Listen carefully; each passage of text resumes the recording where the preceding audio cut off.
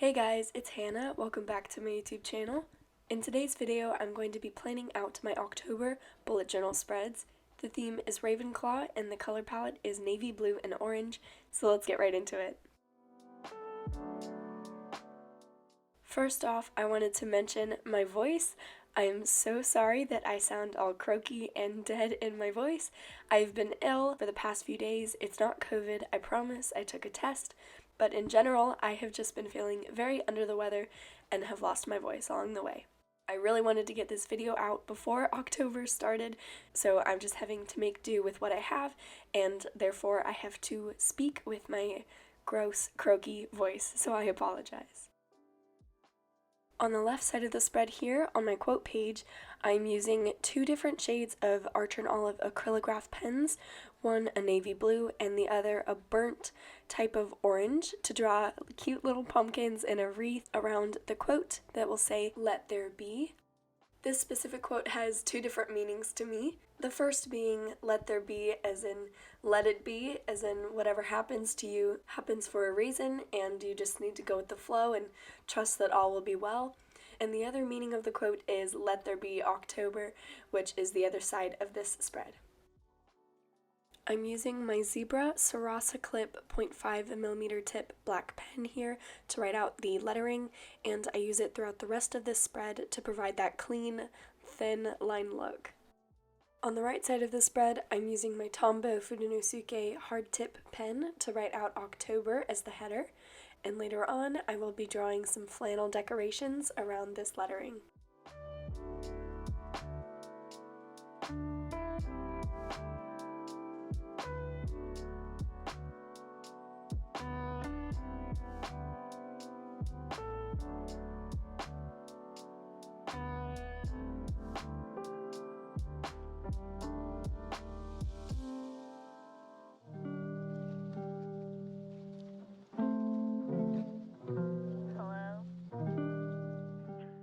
For this flannel design, I'm using my navy blue Tombow dual brush pen, I believe from the Galaxy pack, and I'm just doing some really thick downstrokes here, and I will be doing them to the side as well. First off, just to make it look like a really large scale checkerboard. Then later on, I will be going in with some thinner lines to really make it look more flannel and adding some of that burnt orange color back into the spread.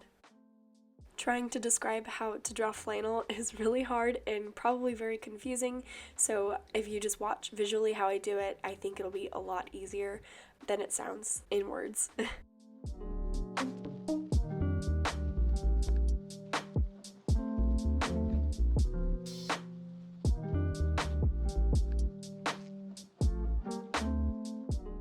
Here I'm going in with my thin Archer & Olive burnt orange color acrylograph like I used in the other half of the spread, and I'm cutting through the middle of those really thick borders with the thin marker to create a contrast between the thicknesses of the pens and the colors. And then after that, I'm going back in with that same navy blue Tombow dual brush pen, but I'm using the marker tip instead and drawing those thin lines right next to the bold thick lines that I drew.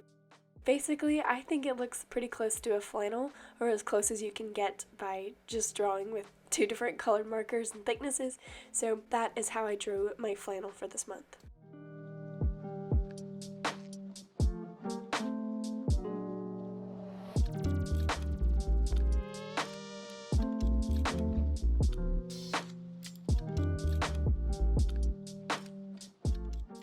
Onto the calendar spread. First, I'm starting out with drawing October with a wispy calligraphy font once again, and then I will be moving on to drawing the boxes for the calendar itself. Also, if any of you guys are new to bullet journaling or just lettering in itself, let me know down in the comments below if you would like to see a video or tutorial on how I use Tombow dual brush pens for lettering or the Fudenosuke tips for smaller lettering. I would love to make a video like that if any of you guys are interested in potentially learning how to do it.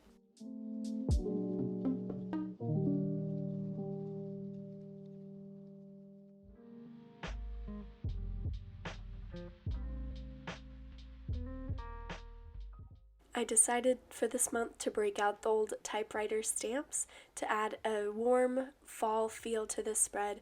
So here I'm typing out, or I guess stamping out important and each of the days of the week at the top of the calendar spread, and then I will also be stamping out the individual days of the month on the calendar.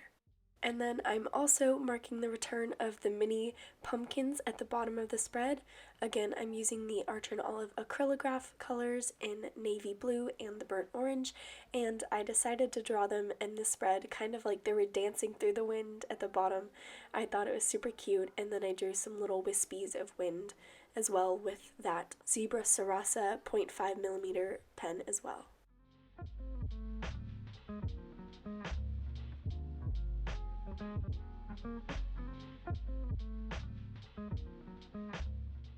Here I messed up the days. I put 12 twice on accident, but I just used my little mini whiteout roller and fixed that really quick.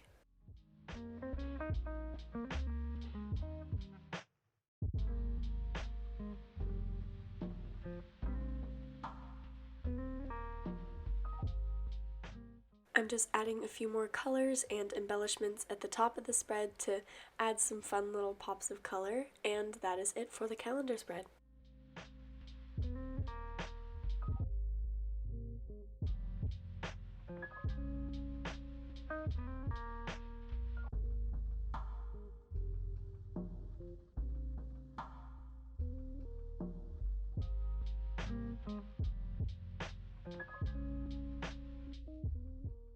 On the left side of the spread here, we have my month at a glance. This is a spread that I haven't done much in the past, but I thought would be a good idea for this month. I just drew some more little pumpkins at the top of the page and incorporated that really tall, skinny lettering like I did in the quote page at the beginning of the spread. And then I drew 1 through 31 days in a little column in the left side of the page, and then each day throughout the month, if I have something really stand out important about that day, for example, the 18th is my birthday, on the 18th row I would write my birthday. So this is a really good glance spread to just take a look and see what kind of important things stand out to you this month.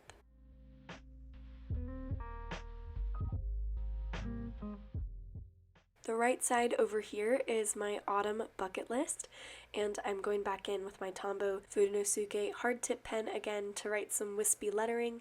I love this style personally, it's one of my favorites, and on this spread I just wrote, I think it was like 18, maybe 20 things that I just really want to do this fall, mainly that I probably couldn't do last year because COVID was absolutely crazy, but luckily now that it's kind of starting to maybe get a little bit better, maybe we'll have a little bit more leniency and opportunity to do some fun things. Apple picking is one of the things I really wanted to do last year, but all of the apple orchards were closed, unfortunately, due to COVID. So this year, my number one thing that I want to do with friends or family is to go to an apple orchard or a pumpkin patch or a self-pick farm and just get a bunch of autumnal things like corn, apples, make my own apple cider, just fun little cozy things like that that I will remember forever and ever. I remember from some of my previous videos that I got some comments saying that you guys didn't have fall wherever you lived, and that is so crazy to me that some people live without the season where everything turns beautiful, pretty colors and leaves fall. So I hope that you guys have really good weather wherever you are right now. Go ahead and comment down below where you live and if you have fall in the area that you live, because I'm really curious now to know where all of my subscribers come from and what kind of seasons and weather you guys live in. Personally, I live in Texas in the United States, North Texas specifically, and we get pretty odd seasons sometimes. Last year we had a crazy snowstorm that had not happened for 100 years. The wind chill got down to like negative 30 degrees or something insane. I actually have a documentary video on my YouTube channel called A Snowy Day film from when I was just so inspired by all the snow that I had never ever seen in Texas since I've been alive. and I made a little fun video just so that I can remember it forever, that one random day in February 2021 where we had so much snow.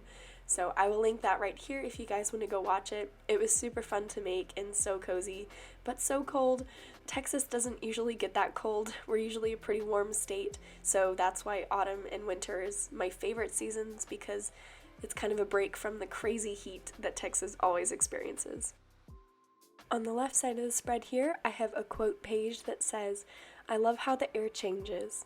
You can feel it, you can smell it, and suddenly it is autumn," by Melody Lee.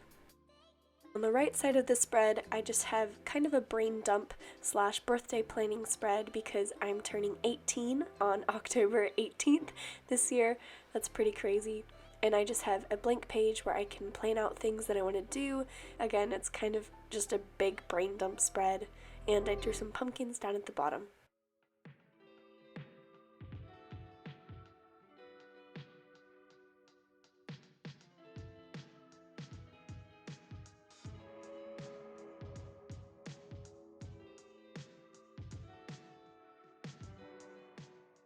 On this next spread, for the left side, we have my habit tracker, and the things that I am tracking this month is my water intake, my self-care time, healthy eating, if I bake something, my exercising, and my bullet journaling. Usually, habit tracker spreads like this haven't really worked for me in the past because I tend to forget about them. I know I'm not alone in this. I know there's tons of people that these spreads just don't typically work for, but on spreads like this, I like to try to incorporate it at least a few times a year just to reintroduce it into my lifestyle and see if I've changed at all and maybe if it'll be beneficial to me in this new time of life. Maybe I'll start to use it again. Who knows? So I try to just cycle it through every now and then to see if I can try to use it more.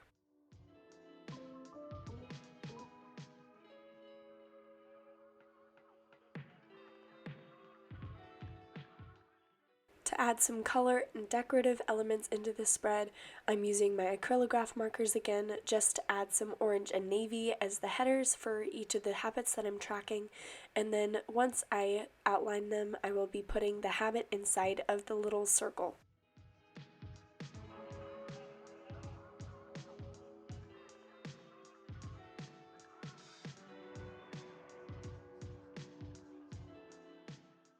And of course, this spread is not complete without some pumpkins dancing in the wind at the bottom.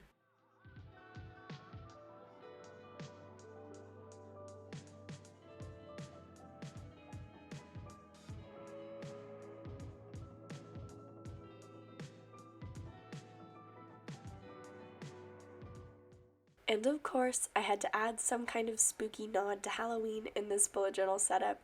So here I have some big, scary, dripping letters from Hocus Pocus, and I'm using the same colors in this spread as opposed to others because I want to keep the theme going, but I thought these looked super ominous and creepy, and they were a good little nod to Halloween in this setup. Plus, I feel like Hocus Pocus is such a classic Halloween film. It's like a rite of passage for anyone born in the 80s, 90s, and 2000s, I feel like. So I had to have some kind of nod to it as a tribute to Hocus Pocus in this bullet journal setup video.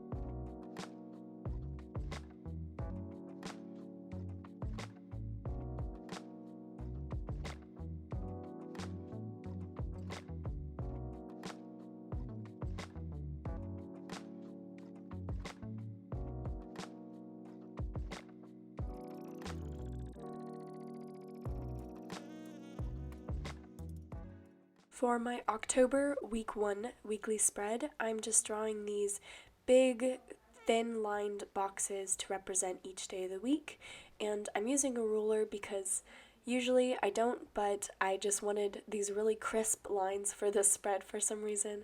And then I'm using my typewriter stamps once again to stamp out each of the days of the week, along with the notes section in the top right corner. And then I'm going in with an orange Crayola Super Tips marker to write out October week 1 as the header. And then I also use that orange color to write out the numerical days of the week as well.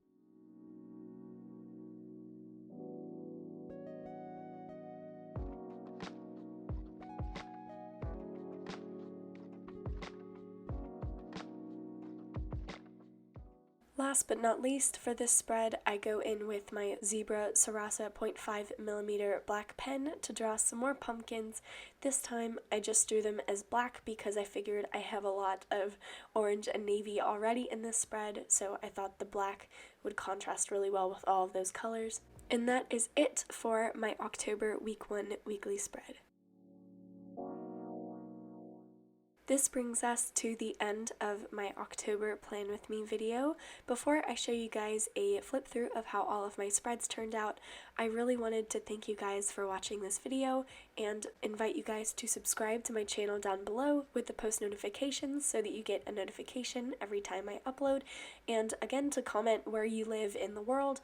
I'm super curious about that. And without further ado, here is a flip through of how all of my spreads turned out.